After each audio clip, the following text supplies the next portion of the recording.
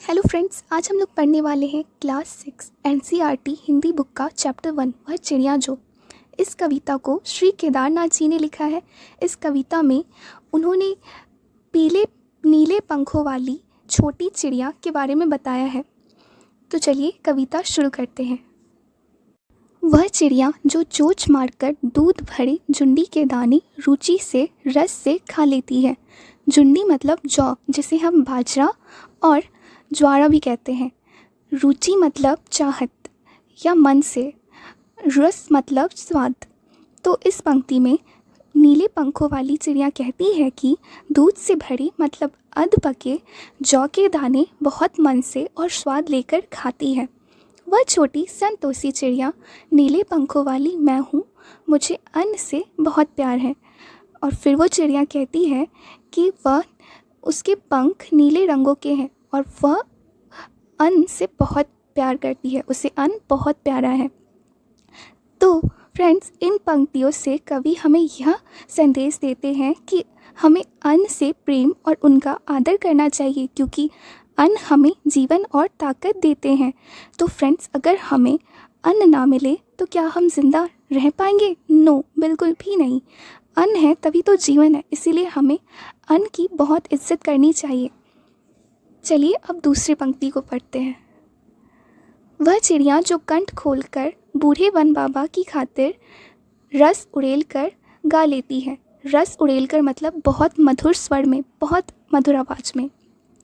और यहाँ पे बूढ़े वन बाबा बहुत पुराने जंगल को कहा गया है और कंठ मतलब गला होता है। इस पंक्ति में वह चिड़िया कहती है कि वह अपने मुक्त कंठों यानी कि खुले कंठों से बहुत मधुर स्वर में गाती है और उसके सारे गीत अपने वन को समर्पित हैं जहाँ वह रहती है। वह छोटी मुँह बोली चिड़िया नीले पंखों वाली मैं हूँ। मुँह बोली मतलब चीर परिचित या जानी पहचानी। वो कहती है कि वो सभी की चीर परिचित अर्थात जानी पहचानी है। मुझे विजन से बहुत प्यार है। विजन मतलब एकांत या सुनसान। वो कहती है कि वो उसे एकांत में रहना बहुत अच्छा लगता है। तो इन पंक्तियों में कवि हमें प्रकृति से प्रेम करने का और एकांत मतलब अकेले में भी खुशी से रहने का संदेश दे रहे हैं। जैसा कि ये चिड़िया ये अकेले भी बिल्कुल डरती नहीं, घबराती नहीं और कितनी खुशी से रहती है जंगल में। तो चलिए अब दूसरी पंक्तियों को पढ़ते हैं।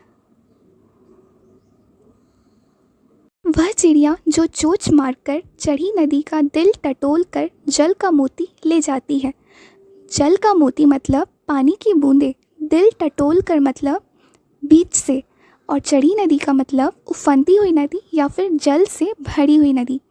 तो इस पंक्ति में चिड़िया ने अपने साहस का वर्णन करते हुए बताया है कि वह छोटी जरूर है परंतु साहसी है।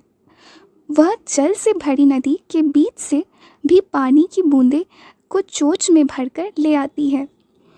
वह छोटी गर्वीली चिड़िया नीले पंखों वाली मैं हूँ, मुझे नदी से बहुत प्यार है।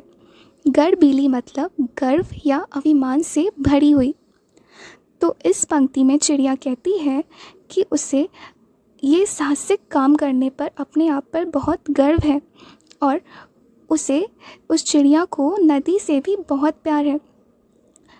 और फ्रेंड्स, इन पंक्तियों के माध्यम से कवि हमें यह बताना चाहते हैं कि चाहे कितनी भी कठिन परिस्थिति क्यों ना हो, हमें हिम्मत नहीं हारनी चाहिए और उसका डटकर मुकाबला करना चाहिए। और हमें यह भी सीख मिलती है कि हमें नदी से प्रेम करना चाहिए, क्योंकि नदी हमारी सभ्यता के विकास में प्राचीन काल से ही मदद करते आ रही है।